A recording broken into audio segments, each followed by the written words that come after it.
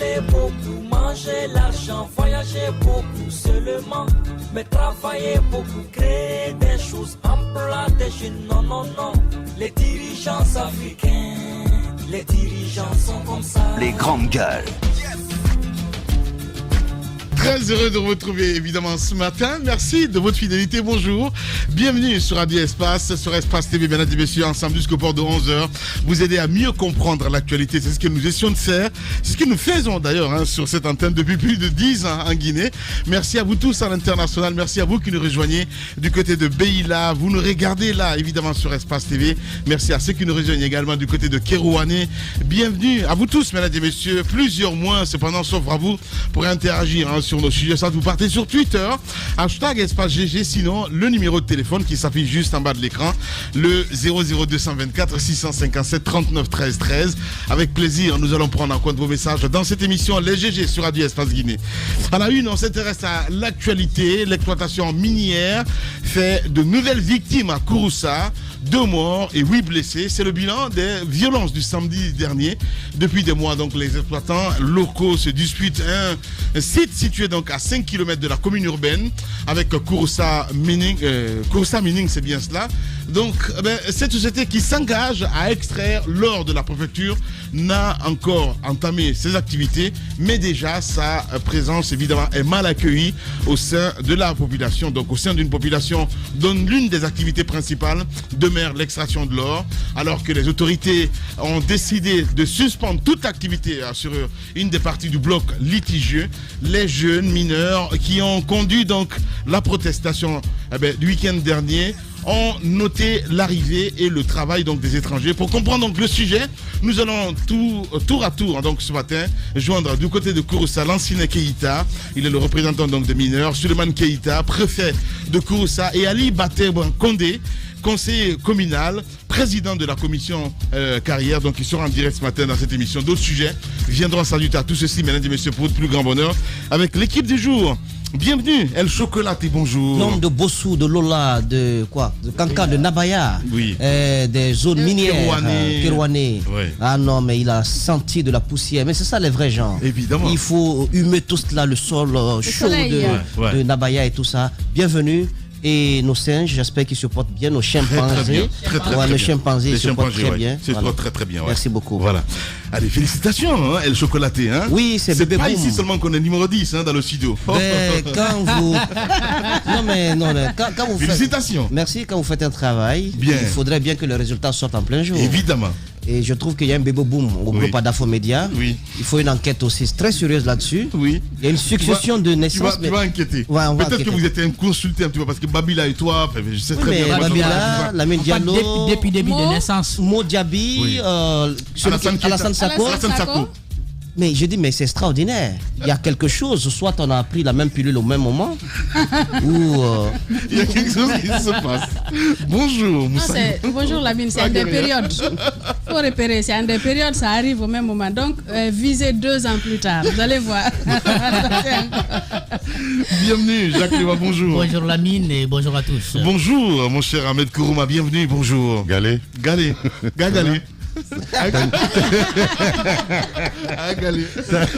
J'ai vu comment il observait la canne du patriarche à Zérekoré. Je le connais très peureux, donc j'ai compris. J'ai compris qu'il s'imaginait n'importe quoi. J'ai regardé la canne et la petite pierre qu'on lui montrait. C'est pour ça qu'il a perdu autant de kilos. Il est terrible ce garçon. Galé, Daouda Mohamed. Galé, Nyaozo. Ngalo, itimina Bela. Ekabela Kaili. Ekabela Kaili. Aïsini, eno di. Ah, Bela Makinikinini. Bela Makinikinini. Allez, Antoine, bonjour et bienvenue. Bonjour Lamine, bonjour à tous. Bienvenue. Comment ça va ce matin, mon cher Antoine? Très bien Lamine. Voilà mon Antoine. Ouais. Allez, on s'intéresse à l'actualité, hein, madame. On ne peut pas passer à côté de la plaque. Intoxication alimentaire. Vous en parlez donc ce week-end dans vos journaux. Un cordon bœuf donc incriminé. Oui, on a suivi cette actualité où une famille pendant le déjeuner, vous vous souvenez, au petit matin, les musulmans le plus souvent ils se réveillent pour prendre le déjeuner pour affronter la journée du jeûne. Ouais. Et nous avons appris qu'une famille a été intoxiquée, notamment parce qu'on parle d'une perte en vie humaine, on parle également le père qui est décédé et des enfants qui ont fait la diarrhée, qui ont été contraints d'être conduits à l'hôpital, et nous avons appris qu'il y a des investigations en cours pour savoir quelle est la structure qui gère par exemple ce corned-beef là, parce que on essaie de comprendre, parce que dans la famille les gens ont mangé ensemble mais certains n'ont pas touché au corned-beef, et ceux qui ont pris la boîte de conserve, ce sont ces personnes là qui ont été intoxiquées, et notamment le père qui a perdu la vie. On essaie de comprendre de quoi il s'agit réellement. Est-ce que c'est lié à ce corned-beef-là? Est-ce que c'est autre chose? Parce qu'il faut pousser les enquêtes, il faut aller plus loin. On ne sait jamais ce qui peut arriver. Est-ce que quelque chose est tombé? Est-ce que la boîte était préalablement ouverte, que quelque chose tombe là-dedans, que ces enfants, que cette famille touche, et qu'il puisse y avoir ce drame? On essaie de comprendre avec les autorités normalement. Je pense qu'il faut pousser les enquêtes plus loin pour essayer de savoir ce qui est arrivé à cette famille. Ouais. Allez-y, Jacques Lewaleno. Oui, sur les faits déjà, donc il y a le père qui est décédé, et puis il y a, je crois, 2 ou 3 enfants qui se retrouvent dans des difficultés, mais je crois qu'ils sont hors de danger parce qu'ils ont été admis à l'hôpital, et selon les examens ont révélé quand même une intoxication alimentaire. Le problème aujourd'hui, c'est de savoir est-ce que c'est dû, comme madame le rappelait tout à l'heure, à ce corned-beef, ou alors au mélange qui a été fait entre l'aliment qui a été pris ceux qui n'ont pas mangé quoique. Oui, ceux qui n'ont pas mal touché, en tout cas au corned-beef, selon les témoignages, n'ont pas eu de problème. Et aujourd'hui, je crois la famille a demandé au moins, et ça ce n'est peut-être pas pour la famille elle-même, mais pour l'ensemble de la population, c'était de faire l'autopsie du corps du vieux qui est déjà décédé, pour qu'on s'assure, en tout cas pour qu'on soit situé sur l'origine réelle de sa mort. Mais sauf qu'on nous apprend que de ce côté, ce n'est pas possible pour l'instant. Le corps est alité là-bas, les enfants continuent de suivre les soins. L'autre détail aussi, j'apprends que le jeune boutiquier a été très coopérant. Dès qu'on lui a dit que le corned-beef qui a été acheté chez lui est incriminé, il s'est associé à la démarche qui a suivi pour la prise en charge au niveau de la Caisse nationale de la sécurité sociale, où les enfants ont été examinés pour la première fois. C'est son numéro même qui a été mentionné. Il a accepté de coopérer, donc de prendre en charge. Donc je pense qu'aujourd'hui il est important que les autorités sanitaires et ceux qui sont au niveau du contrôle qualité puissent, n'est-ce pas, faire de l'investigation pour arriver à des résultats qui peuvent nous permettre de sortir, en tout cas, le corned-beef s'il est incriminé, si c'est un corned-beef à problème, ou alors si ce n'est pas le cas, qu'on puisse situer tous les consommateurs. Voilà, justement, situer les responsabilités, c'est très important. Allez-y. Je rigole d'avance. Ouais, allez-y.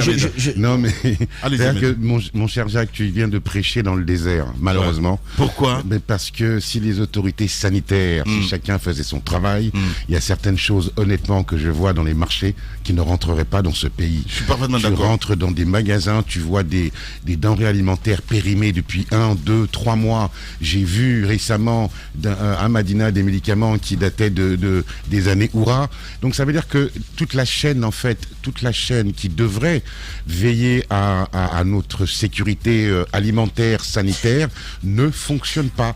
En résumé, beaucoup d'institutions de ce pays ont démissionné, et ça donne malheureusement la catastrophe qui vient d'arriver avec des enfants hospitalisés et un père qui perd la vie bêtement comme ça. C'est encore une fois dû aux carences des institutions de ce pays.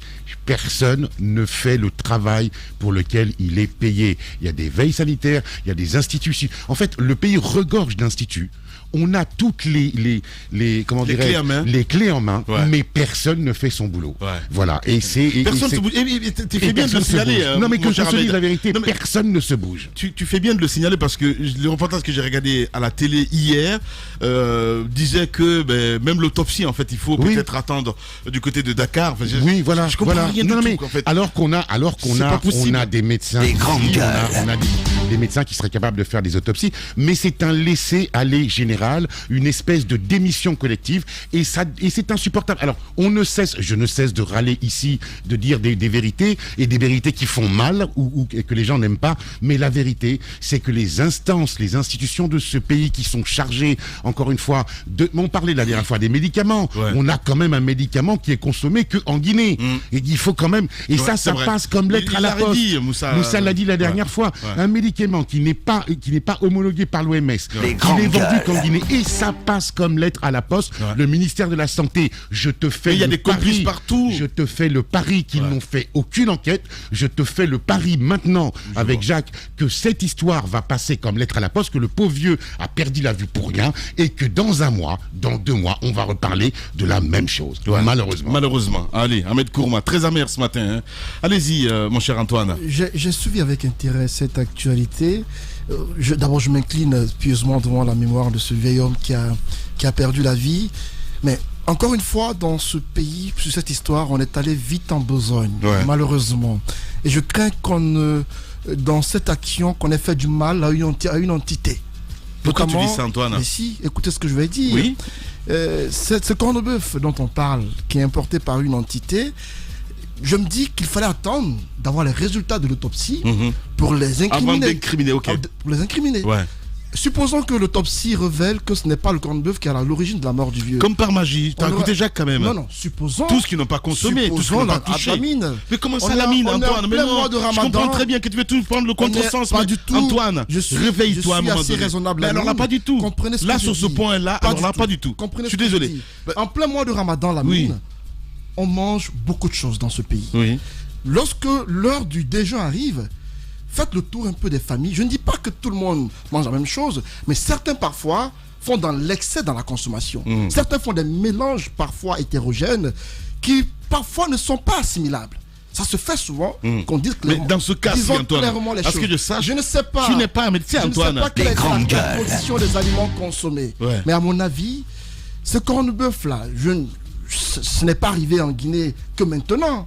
C'est une première qu'on parle d'intoxication alimentaire, mais je me dis qu'on aurait pu attendre d'avoir les résultats de l'autopsie avant de se prononcer pour incriminer ce corned-beef. Parce que si ça révèle que ce n'est pas ce corned-beef là, on aurait fait du tort à un opérateur économique qui ne cherche que à faire son travail. Et à mon avis, je ne suis pas contre, je l'ai dit tantôt, je m'incline devant la mémoire de ce vieil homme qui est décédé, malheureusement, de par la faute certainement de quelques personnes tapées quelque part, mais je me dis, il va falloir que nos autorités fassent leur travail, le ministère du Commerce notamment, également l'Office de contrôle de qualité, qui très souvent n'assume pas pleinement le rôle pour lequel il a été mis en place. Parce que très souvent, ils font le médecin après la mort. Très souvent, il n'y a pas ce contrôle en amont des aliments par rapport à l'expiration des dates pour la consommation des aliments et tout cela. Donc, il y a plein de choses qui ne se font pas en amont, ce qui fait que très souvent, ils n'agissent que lorsqu'il y a dégâts sur le terrain, ce qui n'est pas normal. Et à mon avis, il faut qu'on attende d'avoir les résultats pour accuser qui que ce soit. Bien, Antoine Kourouma. Allez-y, Daouda Mohamed. Oui, moi j'ai eu dimanche le jeune frère de la victime dans l'émission Club de l'Actu. Oui, il a expliqué un peu les circonstances dans lesquelles les 5 personnes sont tombées malades. Et Jacques l'a dit tout à l'heure, c'est que ce n'est pas à la rupture qu'ils ont consommé le corned-beef. C'est à l'aube. À l'aube. C'est quand ils se sont réveillés et ils ont mangé. Après, ils ont pris corned-beef pour compléter afin de partir. Mais ceux qui ont mangé le corned-beef, ce sont eux qui aujourd'hui se retrouvent dans cette situation. Le papa, il est décédé et les 4 enfants sont hospitalisés. 2 à Ignace Dine, 2 du côté de Nongo, dans un hôpital. Maintenant, aujourd'hui, nul ne dit que forcément c'est le corned-beef. Mais le problème, il se trouve où? On demande à la famille de prendre en charge l'autopsie qui doit se faire soit à Dakar, soit en France. Sans blague. Sans blague. Et déjà, les 4 enfants, leur prise en charge était au départ assurée par la même famille, mais on demande encore à la famille de prendre en charge l'autopsie, les frais de l'autopsie du côté de Dakar ou à Paris. Et de l'autre côté, ils ont dit, bon, puisque nous n'avons pas les moyens pour pouvoir le faire, nous ne connaissons même pas comment les choses se passent. Alors permettez-nous d'enterrer notre mort. Ils disent, bon, lorsqu'on doit vous remettre le corps, il faut que vous signiez une déclaration de non-poursuite, désormais. Et pour cela, il fallait venir à Gbessia. Ils disent, bon, d'accord, il n'y a pas de souci, on va le faire, puisque nous, on ne peut pas garder le corps. Et ils disent, bon, on va venir. Ils sont venus, on les a renvoyés vers le commissariat de Gbessia. Parce que quand l'acte a eu lieu, ce sont des agents de Gbessia qui sont allés pour encercler les lieux, pour éviter les dégâts. Donc, ils sont venus au commissariat de Gbessia. Arrivés là, on leur sort le document. Mais entre-temps, le commissaire dit, bon, il faut que j'appelle le procureur d'abord, pour m'assurer que, est-ce que vous devez signer ce papier de non-poursuite? Le procureur dit, attention, ne signez pas, parce que je suis saisi d'une situation similaire. Est-ce que le même cas ou une autre victime, on ne sait pas encore trop, mais c'est le procureur qui a demandé à la famille de ne pas signer cette note de non-poursuite. Donc ils disent, bon d'accord, ils se sont retenus à la maison. Mais aujourd'hui, leur problème, ils ne disent pas d'emblée que c'est le corned-beef qui est la base, qui est la cause de la mort ou de ces maladies. Mais si l'autopsie est faite aujourd'hui, ça permettrait aussi bien aux commerçants de continuer ou ne pas continuer son commerce, mais aussi à la population de ne plus avoir de crainte sur ce corned-beef, mais aussi d'autres boîtes de conserve. Parce qu'on a peur aujourd'hui, et ce qui échappe parfois à la vigilance, c'est que pendant le mois du Ramadan, vous avez toutes sortes de produits sur le marché qui ne sont sur le marché que pendant le mois du Ramadan. Juste après le mois du Ramadan, vous ne les retrouvez plus.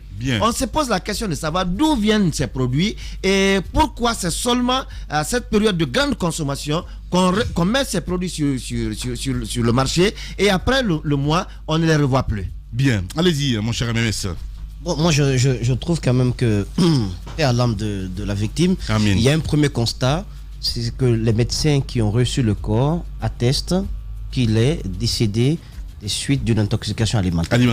Ils n'ont pas déjà donné l'origine de cette intoxication, mais c'est déjà un premier élément scientifique. Ça veut dire que c'est quelque chose que le monsieur a ingurgité qui est à l'origine de son décès. Maintenant, entre tout ce qu'il a pu manger, le riz, la sauce, je ne sais pas quoi, mais ce sont des plats qui ont été mangés en commun avec d'autres personnes qui n'ont développé aucun symptôme, qui ne sont pas malades. Je trouve alors que la Guinée peut au moins faire l'économie de toutes ces vies-là qu'on pourrait perdre, parce que quand une suspicion touche une vie humaine, on prend des mesures drastiques. D'abord, en suspendant la licence qui permet à ce commerçant d'exercer ce métier par rapport à ce produit spécifique. Pas parce que son produit est reconnu d'emblée comme étant à l'origine de la mort du doyen, mais parce qu'il y a de forts doutes sur l'existence d'un lien entre ce produit et la mort causée par ces personnes-là. Pourquoi cette prudence? Cette prudence permettrait d'éviter que d'autres personnes développent les mêmes symptômes ou que d'autres personnes perdent la vie si tant est que c'est le corned-beef qui est à l'origine de cette intoxication alimentaire. Deuxièmement, si les analyses sont poussées et qu'il s'avère que le corned-beef n'a absolument rien à voir dans ce décès, on aurait quand même été prudent de telle sorte qu'on n'a pas permis à des Guinéens de perdre la vie banalement. Mais on ne peut pas dire, pour l'instant on ne sait pas si c'est le corned-beef, il n'y a pas eu d'analyse biomédicale. Donc il faut laisser les gens continuer à consommer. On ne joue pas avec les vies humaines. Du tout. C'est pas possible. Ailleurs, c'est ce qui se passe. Il y a le principe de précaution. Voilà, vous avez une suspicion autour qui touche la vie humaine. On prend dans tous les pays des mesures drastiques. Non, mais ensuite, Ahmed, je vais finir. Vous avez des marques aussi qui sont victimes d'elles-mêmes de par leur succès sur le marché. De petits criminels se donnent le plaisir de prendre ces marques et de les saboter. Falsifier. Vous comprenez? Exactement. Ils rentrent dans le quartier, parce que j'ai vu beaucoup de produits de ce genre. Vous avez une marque de sardines qui marche bien. Ils ont le génie. Les gens venaient te voir ici à la radio. Exactement. Le génie du mal. Ils enlèvent le contenu qui est propre a priori. Ils y mettent de la merde. Ils ont la technique de bien refermer ça et ils mettent dans le circuit du commerce. Ça aussi, ça existe dans notre pays. Mais tout cela, la responsabilité du contrôle incombe à qui? À l'État. D'abord au ministère du Commerce. Et surtout ce service-là. Aujourd'hui, si nous partons aujourd'hui, après cette émission, à ce service, demander de nous sortir le répertoire de tous les corned-beef qui sont consommés en Guinée, ils ne pourront pas le faire. Pourtant, c'est basique. Vous rentrez dans un pays, on demande quels sont les cubes les bouillons qui sont consommés ici, l'État doit être capable de les sortir. Parce que c'est lui qui donne l'autorisation à ses commerçants d'entrer ces produits sur le territoire national. Nous, on n'est pas capable de le faire. Ils ne peuvent pas vous donner l'ensemble de la liste de tous les produits, de toutes les sardines, de tous les cornes de bœuf. Ils ne peuvent pas le faire. Ouais. Et c'est ce qui démontre qu'il n'y a pas un contrôle à l'entrée du territoire national. Donc, ce service doit être revu. S'ils ne font pas bien leur travail parce qu'ils ne sont pas équipés, eh bien, nous, on peut instaurer une technique traditionnelle. Un nouveau produit vient, vous goûtez. Vous goûtez sur place. Et on atteint un certain moment, si vous ne développez rien, nous autres, aussi, on peut les vendre. Parce qu'on joue avec la vie des personnes. C'est pas normal. Non, mais juste, il a absolument raison. Non, mais il y a un moment donné, il y en a marre. Quoi. Bref, il y a ce qu'on appelle C'est nageant, lui. Non, mais moi, j'adore Moussa Moïse pour ce genre de choses. Au palais, ça se passe comme ça, tu sais. Non, oui. Tu sais, t'es pas sûr. Tu sais, dans les royautés, il y avait ce qu'on appelait les goûteurs. Tu vois, les goûteurs. C'est-à-dire qu'avant que le roi mange. Non, mais sérieusement, avant que le roi mange, bon, t'en connais, les gars canqués en faisaient partie. Vous étiez des goûteurs. Bref, ce qui est d'important, arrête de me faire rire, Lamine. Pardon, c'est qu'il y a d'important. Il y a ce qu'on appelle en médecine ou en termes sanitaires la précaution. C'est-à-dire qu'à partir du moment où il y a un doute qui est instauré, on parle de santé publique. Ce qu'il y a de scandaleux, c'est ce que Daouda vient de dire, c'est qu'on demande à la famille de payer l'autopsie. Ça, c'est un scandale absolu. Quand je dis que les services sanitaires ou les services de ce pays ont démissionné, en voilà l'illustration. Moussa Moïse vient de le dire, c'est à l'État de veiller à notre santé. Dès qu'il y a un doute quelque part, il y a une autopsie qui doit être faite. Ça, c'est dans un pays normal, mais malheureusement, nous sommes en Guinée, tout passe comme lettre morte. Malheureusement. Allez-y, Jacques. On ne doit quand même pas se moquer de nous. Comment ça, Jacques? Mais assume, Jacques. C'est par rapport... On est merdique, il faut qu'on se le dise. Qu'est-ce que c'est cette histoire? Il faut qu'on se le dise. On est défaillant, on a des incuries, qu'on se le dise. Vous m'attaquez pour rien, je veux aller dans le même sens. Non, mais attends. On est merdique sur certaines choses. Il faut qu'on se le dise, mon cher Jacques. Ce que j'ai envie de souligner, c'est que l'État est très courageux quand il s'agit de faire l'autopsie des morts par balle, supposée. Maintenant, là, il s'agit quand même d'une arme silencieuse, mais qui peut tuer plus que l'arme qui tue lors des manifestations. On dit non, il faut que la famille paye. Or, c'est pas pour la famille on va faire l'autopsie. C'est pour l'ensemble de la population il faut le faire. Puisque le procureur a décidé de garder pour l'instant le corps, il est quand même important qu'à ce niveau, le ministère de la Justice dont il relève puisse quand même accélérer les choses pour que l'autopsie là se fasse. Et puis bien entendu, on nous dit qu'il y a un autre cas similaire. Il faut pouvoir communiquer sur l'ensemble des cas qui sont portés devant les juridictions. Comme ça, les gens sont informés, surtout quand c'est lié, n'est-ce pas, à l'alimentation. Voilà. Allez, Jacques Liwa Lino, vous êtes chez les GG. Toute la semaine, les GG se mettent à l'heure des hommes et des femmes qui, partis de rien, relèvent le défi et gagnent cette aventure humaine. Les sujets spontanés qui vous intéressent nous interpellent. Toute cette semaine sur Espace, les GG à la rencontre de gens qui refusent de se laisser envahir par la morosité. Entre 9h et 11h, suivez un show unique en Guinée. Bougeons-nous. Les GG, le talk show qui bouscule l'actualité. Merci à vous qui nous rejoignez sur Espace TV. Mesdames et messieurs, continuez à réagir. Les contacts s'affichent juste en bas de l'écran. Avec plaisir, sur le coup de 10h. Dans une demi-heure, je m'occuperai de vos réactions, évidemment. Enquête à suivre dans cette émission. Conakry perd en justice contre Gabi Pérez, équipementier donc contrarié des équipements de renseignement d'Alpha Condé. Moussa Moïse, là, nous déballe tout dans cette émission ce matin, mesdames et messieurs. Sinon, que dire? Du côté de Kouroussa, l'exploitation minière donc fait de nouvelles victimes à Kouroussa, 2 morts et 8 blessés. C'est le bilan des violences du samedi dernier. Depuis donc des mois, les exploitants locaux se disputent un site situé à 5 km de la commune urbaine avec Kouroussa Mining, une société qui s'engage donc à extraire l'or de la préfecture, n'a pas encore, il le dit ce matin Jacques Lewalino, n'a pas encore entamé donc ses activités, mais déjà sa présence est mal accueillie au sein d'une population dont l'une des activités principales demeure l'extraction de l'or. Alors que les autorités ont décidé donc de suspendre toute activité sur une des parties du bloc litigieux, les jeunes mineurs ont conduit la protestation du week-end dernier ont noté donc l'arrivée et le travail des étrangers. Pour comprendre donc le sujet, nous aurons tour à tour ce matin Lansine Keïta. Il est représentant donc des mineurs du côté de Kouroussa, Monsieur Suleiman Keïta, préfet donc de Kouroussa, et Ali Baté Kondé, conseiller municipal, président de la commission carrière. Ils seront donc en direct ce matin dans cette émission Les GG sur Radio Espace Guinée. On s'intéresse à cette sortie de Ibrahima Kourouma, le ministre de l'habitat, c'est bien cela? Oui. Voilà, donc qui réquisitionne, on va le dire comme ça, cimetière Bambeto. C'est bien cela, Moussa Moïse? Oui. J'ai vu ce communiqué dans lequel, ne ris pas Antoine, dans lequel, Antoine, dans lequel, c'est Ahmed. Oui. Allez-y. C'est un courrier adressé au secrétaire général des Affaires religieuses. J'ai vu ce courrier donc adressé au secrétaire général des Affaires religieuses, dans lequel Ibrahima Kourouma explique que la zone de Koloma fait partie d'un aménagement en cours, et donc pour ces raisons, il faudrait que le secrétaire général ordonne la fermeture des deux cimetières, notamment le cimetière de Bambeto et celui de Kaporo, qui est après donc, la mosquée, qui est après la RTG. Parce que ces deux cimetières sont situés, selon les termes du courrier, sont situés sur, dans la zone qui doit être aménagée. Cela sous-entend quoi? Pour n'importe qui d'entre vous qui lit ce courrier, il tirerait la conséquence selon laquelle ces deux cimetières doivent être rasés, détruits. Hier, alors que j'étais très très en colère, mes amis peuvent le témoigner, hier j'ai vu sur quelques sites internet que Ibrahima Kourouma aurait donné des précisions comme quoi les cimetières ne seront pas rasés, mais ils seront fermés le temps de l'aménagement de la zone. Maintenant, mon sentiment personnel, c'est que le ministre de l'aménagement de la ville doit se garder d'être le ministre du déménagement et de la destruction.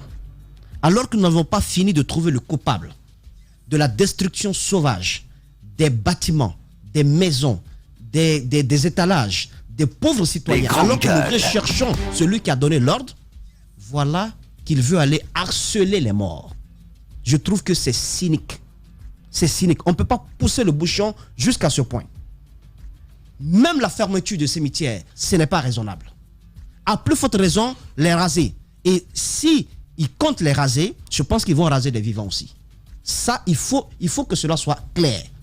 Vous ne pouvez pas quand même être ministre de l'aménagement du territoire et ne pas comprendre que dans le mot aménagement, il y a viabilisation, et qui dit viabilisation, il y a quand même l'État qui prévoit des cimetières.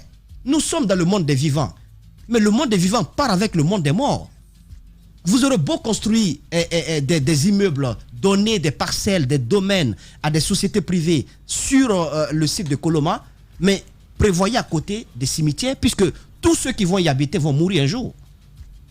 Donc les cimetières n'ont pas lieu d'être, parce qu'ils font partie d'une zone à aménager. Je trouve que il faut être en Guinée pour entendre ce genre de choses. Je donne un autre exemple. Je le dis avec un peu de colère, mais je maîtrise, parce que c'est important, parce Kaporo, que l'interprétation aussi, je pense, enfin, je peux me tromper, sincèrement, parce que je connais très bien Ibrahima Kourouma, mon cher Moussa. D'accord. Voilà, je connais très bien. Qu'il prenne la parole pour repréciser son courrier. Mais je veux juste donner un exemple. Les deux cimetières, vous avez vu leur taille? Qu'est-ce que ces cimetières peuvent gâter dans l'aménagement du site de Koloma? C'est quelques mètres carrés où reposent des personnes. À Kaporo, j'y ai mon père, mon oncle paternel, ma tante paternelle. Il y a encore des corps frais qui sont là-bas. Aucun caterpillar ne pourra toucher le mur de ce cimetière, encore moins de celui de Bambeto. Il faut arrêter à un moment donné. Et vous allez faire quoi en disant fermer le cimetière? Vous allez donner l'ordre à Dieu d'arrêter de tuer les gens?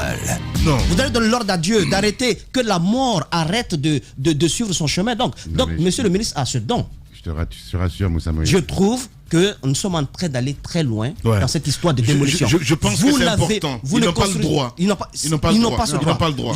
Je donne, pour finir, l'exemple du cimetière des colons qui se trouvent en ville à Boulbinet. Vous avez là des sépulcres appartenant à des sépultures appartenant à des colons qui, depuis des années, depuis Mathusalem, chaque commémoration, ils viennent là, ils mettent des gerbes de fleurs, ils font autre chose. Vous n'avez pas détruit ça? Ouais. Je suis d'accord. Il faut qu'on arrête. Non, mais je suis d'accord avec vous. J'ai vu du côté du village de Samori et tout ça, comment on entretient d'ailleurs. Absolument. C'est juste incroyable. Allez-y, Ahmed. En fait, Moussa, je voudrais te rassurer. Tu as parlé de cynisme.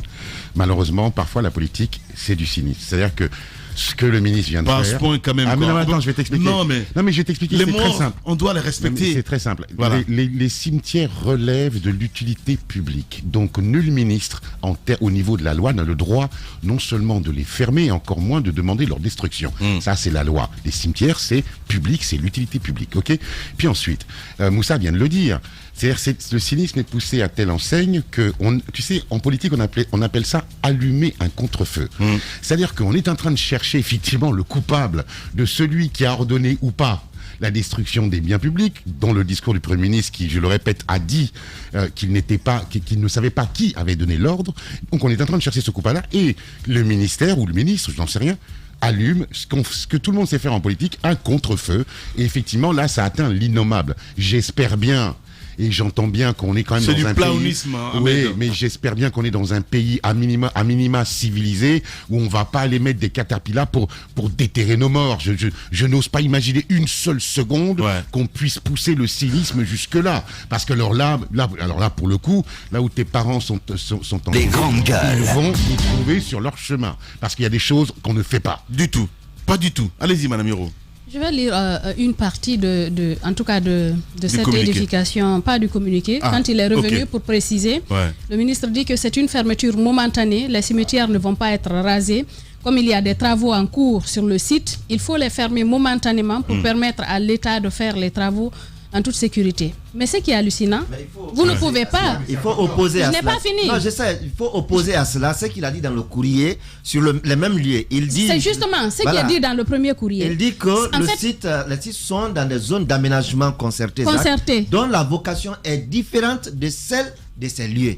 Ça veut dire que c'est un cimetière aujourd'hui. Je n'ai pas fini, Daouda. Je n'ai pas fini. C'est de la folie. Quand on dit ça, en fait, le ministre est revenu parce qu'il a vu que c'était vraiment quelque chose qui touche. C'est du blasphème en quelque sorte.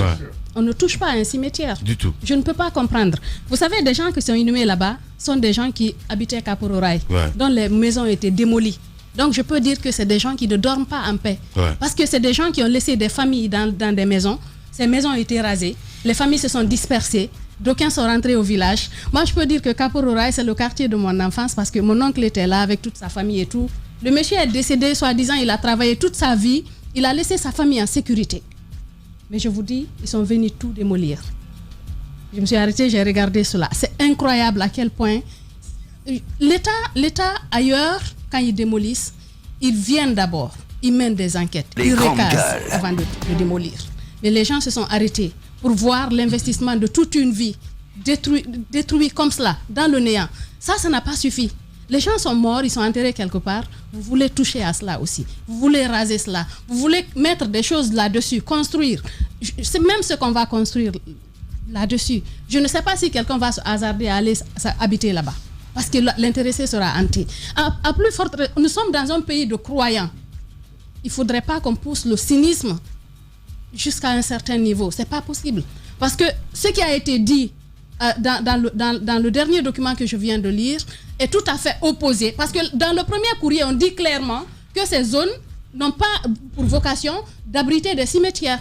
En quelque sorte, il faut raser. Les grandes gueules. En fait, moi, vous l'avez dit, Lamine, vous connaissez ce ministre, je le connais aussi. Mais moi, en fait, l'État a fini de détruire ce monsieur. Parce que je pense aussi qu'il s'est laissé faire. Il ne faut pas accepter de faire certaines choses, quelle que soit la personne qui vous mandate. Je suis d'accord. Je pense que le ministre, ce qu'il est en train de faire, ce n'est pas bien. Le problème en Guinée, c'est que quand on dit non, on dit vous êtes gonflé. Mais il faut savoir dire non. Il faut savoir dire non. Lamine, à un moment donné, je suis d'accord avec vous, madame. Face à un sale travail, il faut savoir dire non à qui que ce soit dans la vie. Parce que ce n'est pas votre vie à vous seul que vous mettez en danger. Ce n'est pas votre image que vous ternissez. Il y a votre famille, il y a vos enfants. Après qu'ils vont un jour se présenter dans ce pays, ils vont dire c'est le fils de tel. Ils ont fini de détruire ce monsieur. Ou bien il s'est laissé détruire lui-même parce que ce qu'il est en train de faire aujourd'hui, il faut réfléchir, il faut penser à ces personnes qui ont perdu leurs parents, qui sont inhumés là-bas, qui ont perdu leur maison également, qui étaient dans le même secteur. Il faut se mettre à la place de ces gens. L'État, c'est l'État. Oui, l'État a le droit de réquisition réquisitionner des terres. Mais il y a des limites à toute chose, à toute pratique. Je pense qu'il faut savoir raison garder. On a vu l'État qui a poussé le bouchon jusqu'à tirer ici sur des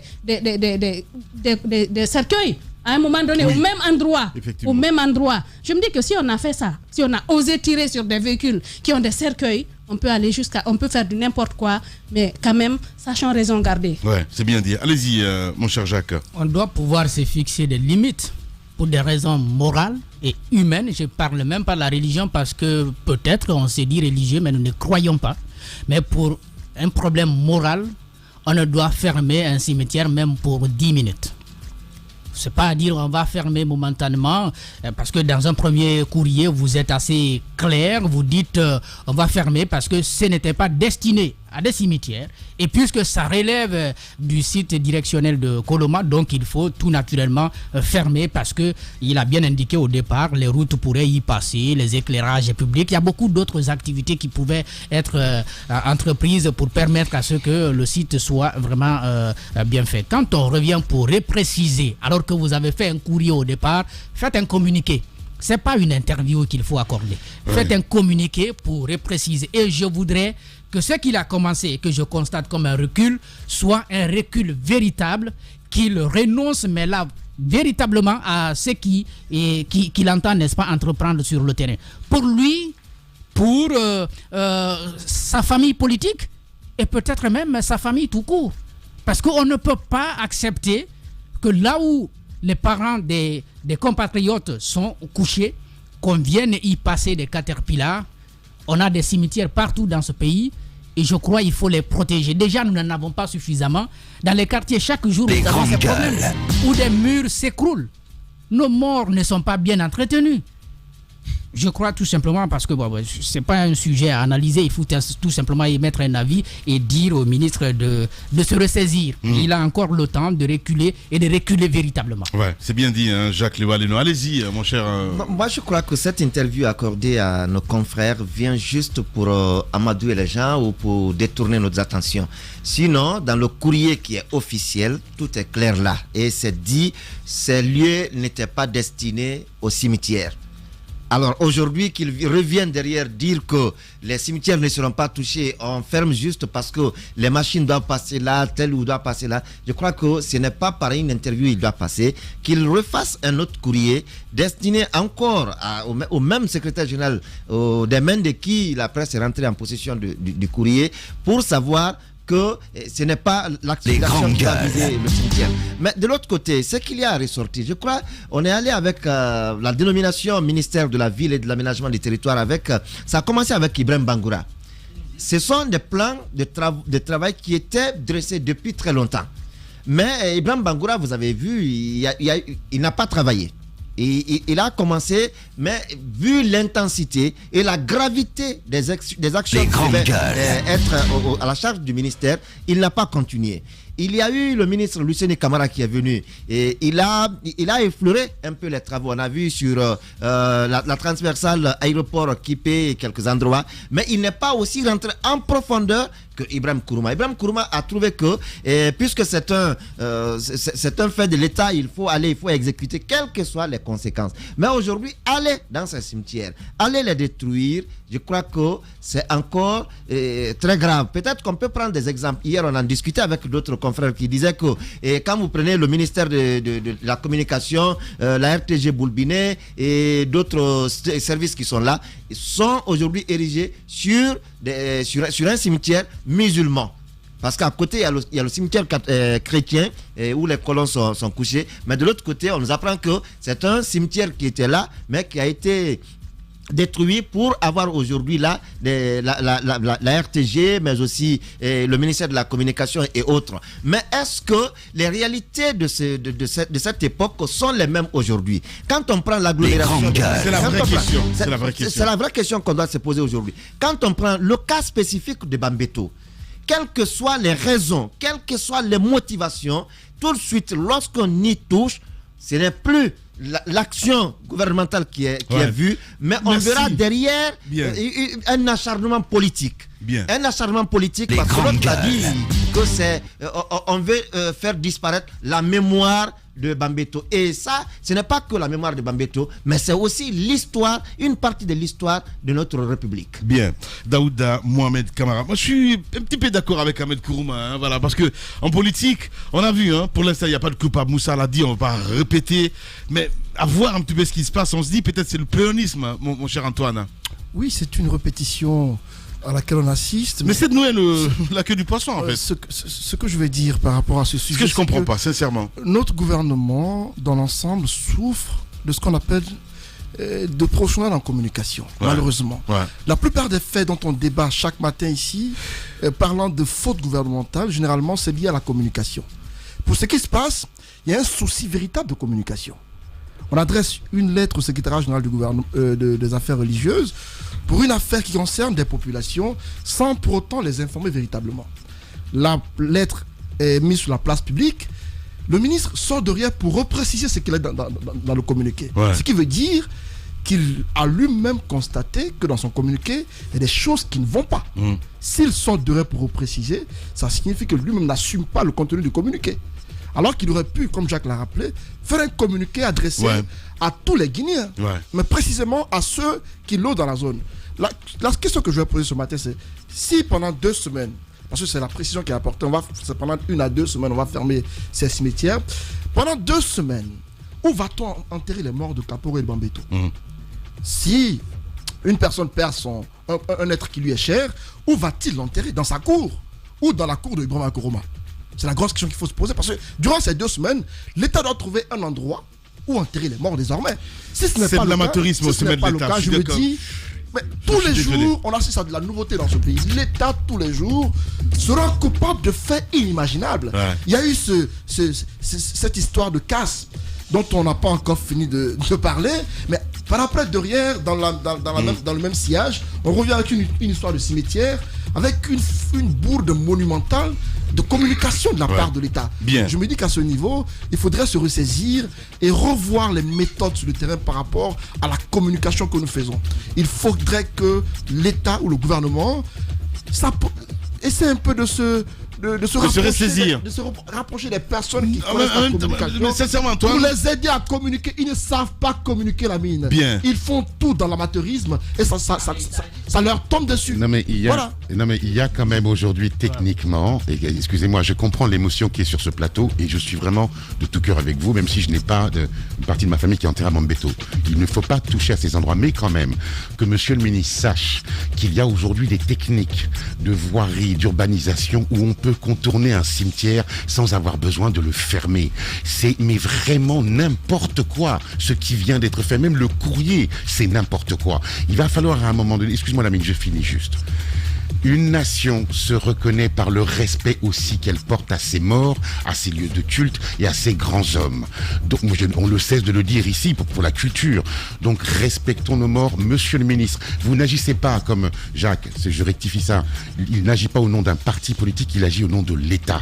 L'État, les cimetières sont des domaines... Attends. Non, c'est à lui personnellement, voilà, j'ai lancé ces messages. J'ai dit à sa famille politique et à sa propre famille. Il doit y penser. Les cimetières sont des domaines publics. Monsieur le ministre n'a pas le droit d'y toucher, point barre. Merci beaucoup, Ahmed Kourouma. Allez-y. Juste préciser que quand on entend cimetière de Bambeto, on a l'impression que c'est Bambeto seulement qui est concerné. Non.